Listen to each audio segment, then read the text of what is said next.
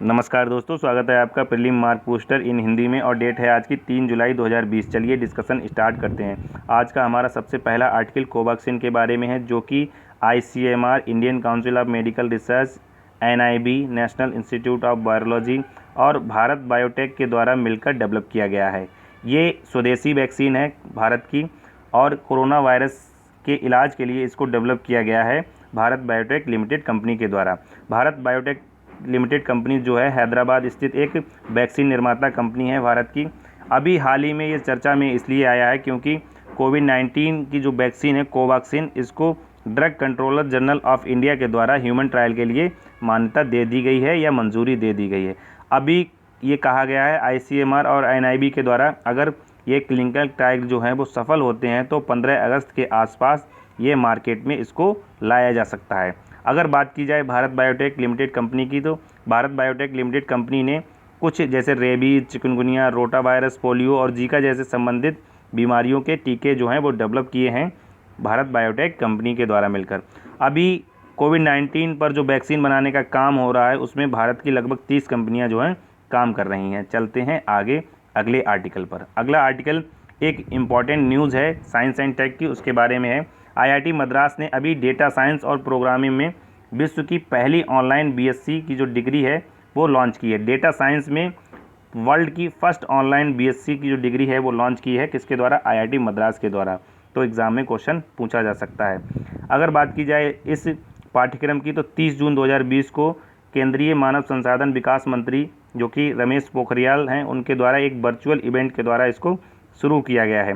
Data science की अगर importance की बात की जाए तो डेटा साइंस जो है दुनिया की सबसे तेज़ी से बढ़ते एक उभरते क्षेत्र के रूप में उभरा है।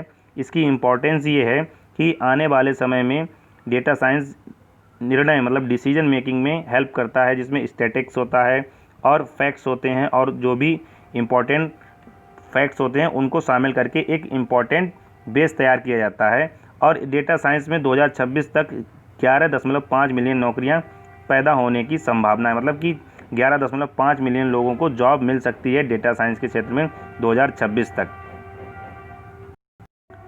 यहाँ पर आप देख सकते हैं ये डेटा साइंस का एक वेन डायग्राम बना हुआ है, जिसमें स्टैटिक्स, मॉडल्स, एल्गोरिथम, विभिन्न प्रकार के सभी साइंटिफिक मेथड यूज़ करके डेटा साइंस को कंबाइन किया जाता है। अगर बात की जाए अगले आर्टिकल की, तो अगला आर्टिकल अभी हाल ही में चीन के द्वारा हांगकांग राष्ट्रीय सुरक्षा कानून पारित किया गया है 30 जून 2020 को यह कानून पारित किया गया है, जिसमें हांगकांग के सभी जो क्षेत्र हैं या सभी शक्तियां हैं वो चीन को अधिकृत कर दी गई, यानी सभी विभाग जो हैं हांगकांग के वो चीनी बीजिंग के प्रति सीधे जवाबदेह होंगे। देखो, हांगकांग की अगर बात की जाए तो 1 जुलाई 1997 को ब्रिटिश ने मतलब कि ब्रिटेन ने चीन को एक विशेष प्रशासनिक क्षेत्र के रूप में सौंपा था और 1 जुलाई 2020 से ये प्रभावी होगा। अगर बात की जाए अभी वर्तमान में हांगकांग चीन का एक विशेष प्रशासनिक क्षेत्र है और इसमें क्या है, कार्यकारी, विधायी और स्वतंत्र न्यायिक शक्तियां जो हैं वो हांगकांग के पास हैं, जबकि विदेशी मामले और रक्षा से संबंधित जो हैं वो चीन द्वारा नियंत्रित होते हैं। लेकिन इस एक्ट के या इस कानून के लागू होने के बाद सभी शक्तियाँ जो हैं वो बीजिंग के अधीन हो जाएंगी। ठीक है, तो बस यही इंपॉर्टेंट है, आप एग्ज़ाम में पूछा जा सकता है, तो बस आपको याद रखना है। हांगकांग की लोकेशन इंपॉर्टेंट है, यहाँ पर आप देख सकते हैं ये है हांगकांग की लोकेशन साउथ चाइना सी में। ठीक है, चलते हैं आगे। अगला आर्टिकल हमारा मध्य प्रदेश में हाल ही में किल कोरोना अभियान शुरू हुआ है, इसके बारे में है। किल कोरोना अभियान में क्या है, यहाँ ये एक डोर टू डोर सर्वे किया जाएगा मध्य प्रदेश में, जिससे कि क्या होगा, मध्य प्रदेश की जो टेस्टिंग की क्षमता है वो बढ़ जाएगी। यानी टेस्टिंग की क्षमता प्रति 10 लाख पर 4,000 से बढ़ाकर 8,000 करना इस अभियान का उद्देश्य है। अगर बात की जाए 15 दिनों के अंदर अंदर 2.5 लाख कोविड-19 के जो टेस्ट किए जाएंगे इस अभियान के तहत, जिससे डेली का जो टारगेट है वो 15 से 20,000 टेस्टिंग का होगा। तो इम्पॉर्टेंट है, एग्जाम में पूछा जा सकता है कि किल कोरोना अभियान जो है किसने लॉन्च किया है, तो मध्य प्रदेश के द्वारा इसको लॉन्च किया गया है। चलते हैं आगे। अगला जो आर्टिकल है वो हमारा राष्ट्रीय चिकित्सक दिवस के बारे में यानी नेशनल डॉक्टर्स डे के बारे में है, जो कि 1 जुलाई को मनाया जाता है। देखो, इस दिवस को मनाने का कारण एक ये है कि समाज का जो डॉक्टरों के प्रति समर्पण है उसको बढ़ाना और डॉक्टरों के प्रति कृतज्ञता और आभार व्यक्त करने के लिए ये दिवस 1 जुलाई को मनाया जाता है।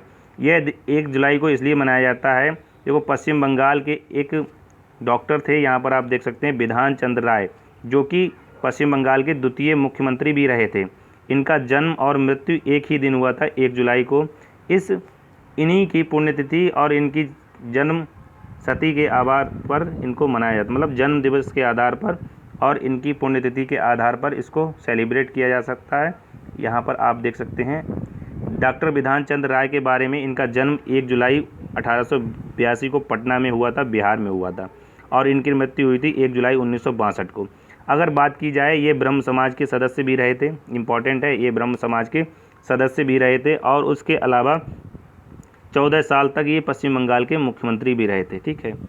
उसके अलावा 1961 में इन्हें भारत रत्न पुरस्कार भी मिला था, और भारत का सर्वोच्च नागरिक पुरस्कार है ये भारत रत्न, इनको मिला था। इन्हीं की स्मृति में केंद्र सरकार ने डॉक्टर BC राय यानी बिधान चंद्र राय पुरस्कार की स्थापना की। 1928 में जब इंडियन मेडिकल एसोसिएशन की स्थापना की गई थी, तब इनका उसमें अहम योगदान था। मेडिकल काउंसिल ऑफ इंडिया की स्थापना में भी इन्होंने महत्वपूर्ण भूमिका निभाई थी। तो डॉक्टर बिधान चंद्र राय से संबंधित एग्जाम में कोई भी फैक्ट्स पूछा जा सकता है। चलते हैं आगे। अगला जो आर्टिकल है वो केंद्रीय मंत्री के द्वारा हाल ही में एक मत्स्य संपदा का एक पहला संस्करण लॉन्च किया गया है। तो मत्स्य संपदा क्या है? मत्स्य संपदा एक फिशरीज एंड एक्वाकल्चर न्यूज़लेटर है, जो कि एक न्यूज़पेपर है, ठीक है, और इसका नाम दिया गया है हिंदी में मत्स्य संपदा। इसकी शुरुआत की अगर बात की जाए तो मत्स्य पालन, डेयरी और पशुपालन मंत्री हैं गिरिराज सिंह, इनके द्वारा इसका शुभारंभ किया गया है।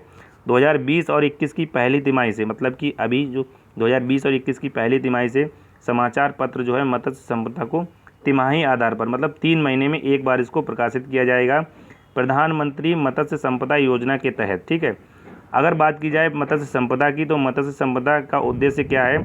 इस समाचार पत्र के माध्यम से, मतलब कि इस न्यूज़पेपर के माध्यम से मत्स्य विभाग के मछुआरों, मछली किसानों तक पहुंचने का प्रयास किया जाएगा। देखो इसमें होगा क्या, इस न्यूज़पेपर के माध्यम से जो फिशरीज डिपार्टमेंट है वो फिशरीज़ यानी जो फिशरमैन है उनके और जो मछली उत्पादन करते हैं उनके बीच तक पहुंचने का प्रयास किया जाएगा, और नवीन जो टेक्नोलॉजी हैं उनके बारे में उन लोगों तक पहुंचाया जाएगा।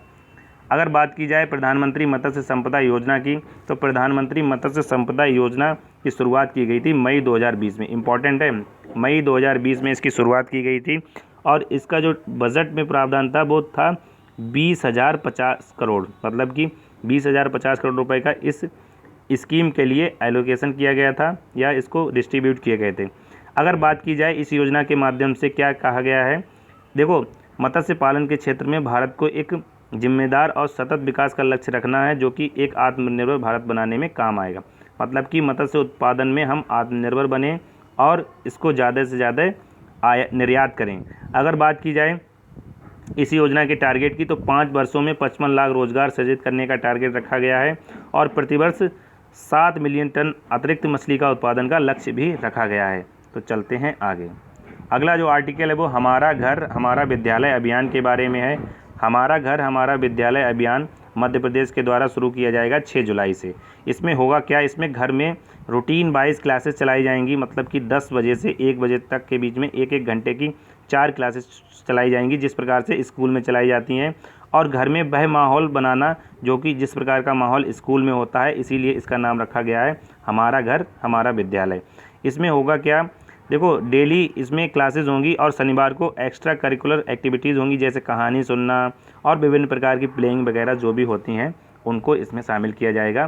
तो एग्ज़ाम में आपको याद रखना है हमारा घर हमारा विद्यालय अभियान जो है वो मध्य प्रदेश के द्वारा शुरू किया गया है। चलते हैं आगे।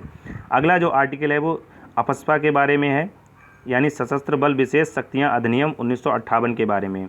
ये रिसेंटली चर्चा में इसलिए आया है, अभी हाल ही में नागालैंड में इसको 6 महीने के लिए एक्सटेंड कर दिया गया है, तो ये एग्ज़ाम में पूछा जा सकता है, ठीक है। अगर बात की जाए, इस एक्ट को लागू किया गया था 1958 में। अभी हाल ही में हमने बताया था कि नागालैंड में ये 6 महीने के लिए एक्सटेंड कर दिया गया है। देखो अफस्पा लगाया कैसे जाता है, इसका उपयोग किसी आसान क्षेत्र में किया जा सकता है जो कि धार्मिक, नस्लीय और भाषाई या समुदाय के बीच विवाद के कारण जहां अशांति पैदा होती है, वहां इस एक्ट को लगाया जा सकता है। अगर बात की जाए कि इस एक्ट के तहत जो अशांत क्षेत्र होता है उसकी घोषणा कौन करता है, इस अधिनियम के सेक्शन 3 में ये प्रावधान है कि राज्य अथवा केंद्र शासित प्रदेश के जो राज्यपाल हैं वो भारत के गजट में अधिसूचना जारी करने की उनको शक्ति दी गई है। किसी भी क्षेत्र को वह डिस्टर्ब एरिया घोषित कर सकते हैं। उसके बाद होता क्या है कि केंद्र सरकार जो है पैरामिलिट्री फोर्सेज जो होती हैं, सशस्त्र बल होता है, उसको भेजता है इन क्षेत्रों में और वहाँ पर जो भी अशांति होती है उसको टैकल करने के लिए। और एक बार जब ये अशांत क्षेत्र या डिस्टर्ब एरिया घोषित किया जाता है तो कम से कम 3 मंथ्स के लिए इसको घोषित किया जाता है। ये आपको याद रखना है, ठीक है। कम से कम मिनिमम 3 मंथ के लिए ये लगाया जाता है।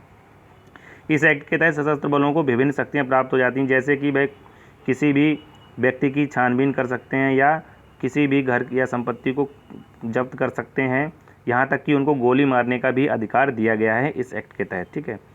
अभी वर्तमान में अगर बात की जाए तो किन किन राज्यों में ये लागू है? असम, नागालैंड, अरुणाचल प्रदेश, मणिपुर, मेघालय में ये लागू है, जम्मू कश्मीर में, ठीक है।